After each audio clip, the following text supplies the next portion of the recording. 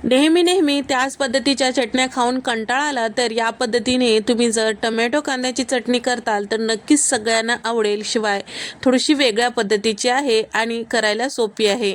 तर दोन्हीमध्ये मी कांदा आणि टोमॅटो वापरलेला आहे, पण दोन्हीची चव वेगवेगळी आहे.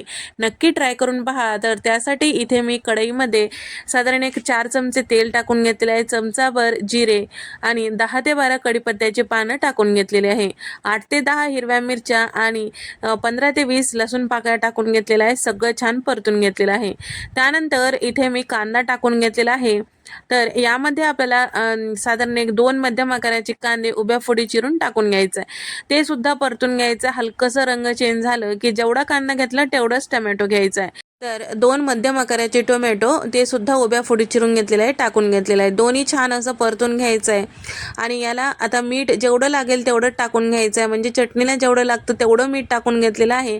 आता हे सगळं मिक्स करायचं, झाकण लावायचं, 1 मिनिट वाफून घ्यायचं. 1 मिनिटानंतर इथे सगळे जिन्नस वाफल्या गेलेला आहे. लास्टला ह्या सगळ्या चवी बॅलन्स होण्यासाठी 2 चमचे गुळाचा इथे मी वापर केलेला आहे. तुम्ही जर गुळाचा वापर करायचा नसेल तर साखर सुद्धा टाकू शकता. आता हे सगळं थोडंसं थंड होऊ द्यायचं. त्यानंतर 2 चमचे भाजलेले शेंगदाणे, 2 चमचे फुटाण्याची डाळ टाकून घेतलेली आहे. तर शेंगदाणे तुम्ही सुरुवातीला भाजून घेतलं तरी काय हरकत नाही. माझ्याकडे भाजलेले होते म्हणून मी लास्टला टाकून घेतलेलं आहे. मिक्सरच्या भांड्यामध्ये टाकून घेतलेलं आहे. थोडंसं ओबडधोबड असं चटणी तयार करून घेतलेली आहे. तयार झालेल्या चटणीवर तडका देण्यासाठी 2 चमचे तेल गरम करून घेतलेलं आहे. अर्धा चमचा मोहरी, अर्धा चमचा जिरं, कढीपत्त्याची पानं टाकून इथे मी हे फोडणीचं तेल यावर टाकून घेतलेलं आहे. तुम्ही बघू शकता कांदा टोमॅटोची चटणी आहे, चवीला अप्रतिम अशी तयार होते. तर इथे हे चटणी तयार झालेली आहे. दुसरी चटणी पाहू. ही चटणी सुद्धा कांदा आणि टोमॅटोचीच आहे, पण टोमॅटोचा थोडंसं जास्तीचा वापर आहे.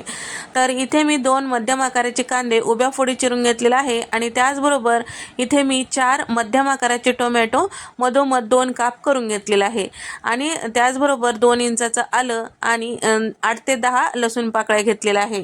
चटणी करण्यासाठी इथे मी कढईमध्ये 2 चमचे तेल टाकून घेतलेलं आहे. घेतलेला कांदा, आलं, लसूण छान असं परतून घ्यायचं आहे. छान असं परतून घ्यायचं. अगदी लाल वगैरे करायचं नाही, हलकंसं गुलाबी रंग झालं तर पुरेसं आहे. तर त्यानंतर यामध्ये आपल्याला टोमॅटो टाकून घ्यायचं आहे. त्यानंतर आपल्याला थोडंसं परतून घ्यायचं आहे. मोठ्या फ्लेमवर परतलं तरी काय हरकत नाही, थोडंसं परतून घ्यायचं. त्यानंतर आपल्याला फ्लेम कमी करायचं आहे. तर इथे आपल्याला चमचाभर जिरे आणि थोडंसं मीठ, म्हणजे चटणीला जेवढं मीठ लागते तेवढं टाकून घेतलेलं आहे. ते सगळं परतून घेतल्यामुळे आपलं जे टोमॅटो आहे त्याची साल पटकन नरम होते. तर आता झाकण लावायचं, 1 मिनिट छान असं वाफून घ्यायचं आहे. 1 मिनिटानंतर तुम्ही बघू शकता साल जे आहे टोमॅटोची अलगदपणे बाजूला होत आहे.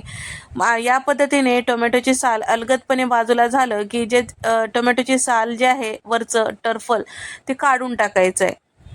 सगळं काढून टाकल्यानंतर चमच्याने या पद्धतीने मॅश करून पाहायचं.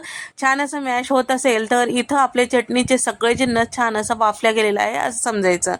तर या ठिकाणी आता सगळे वाफलेले सगळे जिन्नस मिक्सरच्या भांड्यामध्ये टाकून घेतलेलं आहे. 2 चमचे इथे मी शेजवान चटणी, 2 चमचे टोमॅटो सॉस टाकून घेतलेला आहे आणि त्याचबरोबर इथे आपल्याला साधारण 1 चमचा इतकं मिक्स हर्ब्स आणि अर्धा चमचा इतकं इथे मी काळी मिरी पावडर आणि 2 चमचे इथे मी गुळाचा वापर केलेला आहे. तुम्ही साखरेचा सुद्धा वापर करू शकता. मिक्सरला थोडंसं रवाळ असं फिरून घ्यायचं. तुम्ही बघू शकता मस्त अशी चटपटीत अशी टोमॅटो आणि कांद्याची चटणी तयार झालेली आहे. तडका पॅनमध्ये 2 चमचे तेल गरम करून घेतलेलं आहे. 8 ते 10 लसूण पाकळ्या कट करून घेतलेल्या टाकलेला आहे. हलकंसं गुलाबी रंगावर होईपर्यंत परतून घ्यायचं. त्यानंतर तयार झालेलं जे तडका आहे चटणीवर टाकून घ्यायची आहे. मस्त अशी चटपटीत चटणी तयार झालेली आहे. 2 प्रकारच्या चटण्या पाहिलेल्या आहेत, पुरीसोबत, पराठ्यासोबत, चपाती, भाकरीसोबत, भातासोबत, इडली, डोसा, वडा, उत्तप्पम यासोबत सुद्धा खाऊ शकता. तर तुम्हाला हा व्हिडिओ कसा वाटला कमेंट करून सांगा. व्हिडिओ आवडल्यास नक्की लाईक करा. अशाच रेसिपी पाहण्यासाठी सबस्क्राईब करायला विसरू नका.